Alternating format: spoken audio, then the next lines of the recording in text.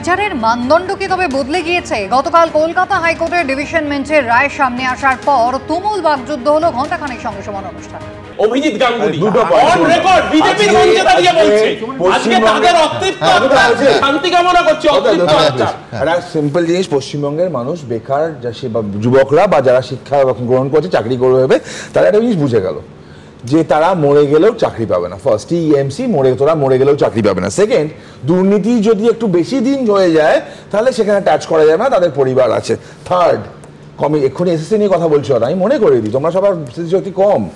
আচ্ছা, কলকাতা হাইকোর্টে যখন মামলা চলছিল এসএসসি দাগি চিহ্নিত অযোগ্যগুলো চিহ্নিত স্পেসিফিক্যালি টেন্ডেড মামলাটা কে করছিল মনে হয় তোমার? তার নাম ছিল কল্যাণ বন্দ্যোপাধ্যায়। আজকাল এসএসসির হয়ে কে অ্যাপিয়ার করে?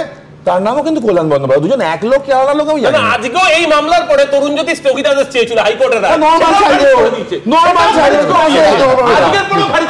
সংক্ষেপে বলতে চাইছি যে বিচারের মানদণ্ড দেখা যাচ্ছে পাল্টে যাচ্ছে, এটা হচ্ছে একটা সম্পূর্ণ দিক। আর একটা সবচেয়ে দুঃখ লাগছে, আবেগ যদি বিচারের যদি মানদণ্ড হয়ে থাকে 26,000-এর চাকরি যায়নি আনন্দিত, কিন্তু যে 32,000 কিন্তু যে 1.5 লক্ষ পরীক্ষা দিয়েছিল তাদেরকে যদি অন্য কোথাও চাকরি দিয়ে দিত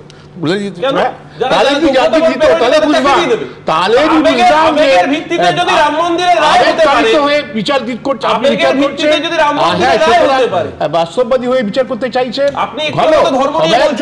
সেম বিচার হোক। যারা চাকরিতে বঞ্চিত হলো তাদের জন্য আপনার সমবেদনা পেলাম। ধর্ম ভাবনা আর অঙ্ক ভাবনা যদি এক হয়ে যায়, অর্থাৎ 52-97 চেয়ে বেশি হয়ে যায়, হিন্দু ধর্ম না মুসলিম ধর্ম কোনটা বেশি মহান এই নিয়ে তার একটা আলোচনা হতে পারে, কিন্তু আংশিকভাবে কম নম্বর পেয়ে নাম তালিকায় উঠেছে এবং বেশি নম্বর পেয়ে বাদ গেছে, এর একাধিক প্রমাণ সকলে মেনে নিয়েছে। 32,000-এর ক্ষেত্রে এটা খাটে না, এই 32,000-এর ক্ষেত্রে সিবিআই সেটা প্রমাণ করতে পারেনি। এবার এসএসসির গ্রুপ সি গ্রুপ ডির যোগ্যদের তালিকা প্রকাশের নির্দেশ দিলেন কলকাতা হাইকোর্টের বিচারপতি অমৃতা সিনহা। তার নির্দেশ, 2016 নিয়োগ প্রক্রিয়ায় অংশগ্রহণকারী গ্রুপ সি এবং গ্রুপ ডির যোগ্যদের তালিকা প্রকাশ করতে হবে এসএসসিকে। যারা চিহ্নিত দাগী নন তাদের তালিকা প্রকাশ করতে হবে 8ই ডিসেম্বরের আগে। পাশাপাশি আদালতের নির্দেশ, যারা ওয়েটিং লিস্টে ছিলেন তারাও যদি এই যোগ্য তালিকায় থাকেন তাহলে তারাও যেন বয়সজনিত ছাড় পান এবং নতুন নিয়োগে অংশ নিতে পারেন তা দেখতে হবে।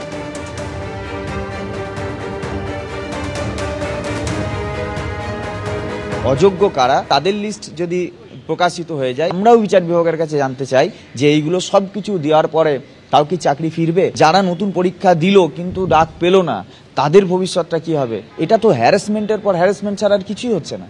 এর আগে কিন্তু দাগীদের পূর্ণাঙ্গ তালিকা চেয়েছিল কলকাতা হাইকোর্ট। 27শে নভেম্বর 2016 এসএসসি নবম দশম এবং একাদশ দ্বাদশের দাগী শিক্ষকদের তালিকা এসএসসি প্রকাশ করেছিল। 23রা নভেম্বর গ্রুপ সি গ্রুপ ডির 3,512 জন দাগীর নামের তালিকাও প্রকাশিত হয়।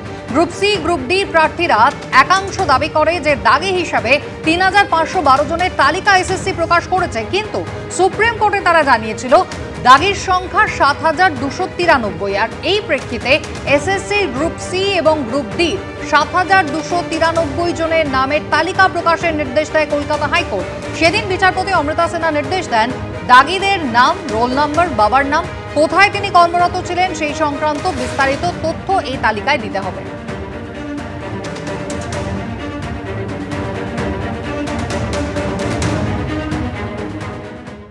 এবিপি আনন্দ, এগিয়ে থাকে, এগিয়ে রাখে।